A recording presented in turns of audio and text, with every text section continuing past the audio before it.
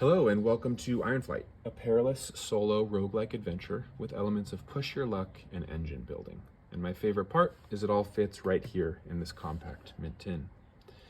Now what you're seeing before you is a standard layout of the game when a player is first embarking on the adventure. The map is of course optional. It does help to categorize some of the elements, maybe give some ease in picking up the pieces. But honestly, IronFlight can be played on any flat surface and was designed with an on-the-go mentality, meaning you can throw it in your bag for vacation, you can take it to school to play in between classes, maybe you're going to a bar to have a drink and you want to play a game. That is really the gist here. Now, what are you doing in IronFlight? In IronFlight, you take on the role of a robot that has recently escaped from a laboratory and is wandering through a rusty wasteland.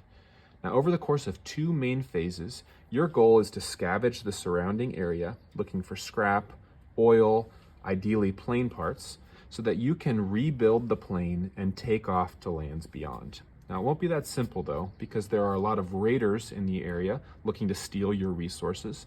And there's a slow ticking time bomb of rust, as every night there is a rust storm that comes and buries your plane just a little bit more. So the goal is to ultimately build a plane as fast as you can and take off on the runway to lands beyond. But where the roguelite element comes in is most players typically don't succeed on the first attempt. There's a lot of challenging elements as you're learning the curve of the game. Raiders, you might have some bad draws, you're pushing your luck, hoping to get more resources, but they clean you out. Or maybe you're not able to find a left wing and you find only a right wing and a nose. Ultimately though, the roguelite element is whether you're buried in the rust and you're not able to take off, or you take off the cliff and you crash and burn. Luckily, you can start over right again, carrying over whatever plane parts you had on the last playthrough. So it's really meant to be a multiple playthrough scenario, with each adventure lasting between 10 to 20 minutes roughly. So players could sit down and play for an hour straight, 3 separate sessions, all linking together, or perhaps over the course of multiple days and they could save their progress. Let's get into the nuances of the gameplay a little bit. I would of course encourage you to take a look at our rulebook, which will give you a comprehensive overview of everything going on. But at a high level, the game is focused on 2 main phases. The first phase is about exploration, resource gathering, and managing the risk that is continually growing round after round. And the second phase, assuming you're able to make it there, maybe not on the first playthrough, but the second or third, is the takeoff, which again has push your luck elements. So let's open up some of these pieces just to get a feel for what's happening. You're exploring this area one by one, and you're ideally avoiding raider dens while getting things like scrap, oil, and plane parts.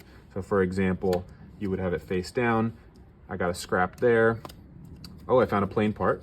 So at this point I can now choose, do I want to add a random plane part to my plane, which is going to benefit me on takeoff, giving me special abilities to maybe lower the risk that I'm pushing my luck with on the takeoff. Or there's advanced actions, which do the same thing during the exploration phase. And it's typically around being able to take off with rust on your plane or mitigating the risk of the raiders that are slowly increasing in threat.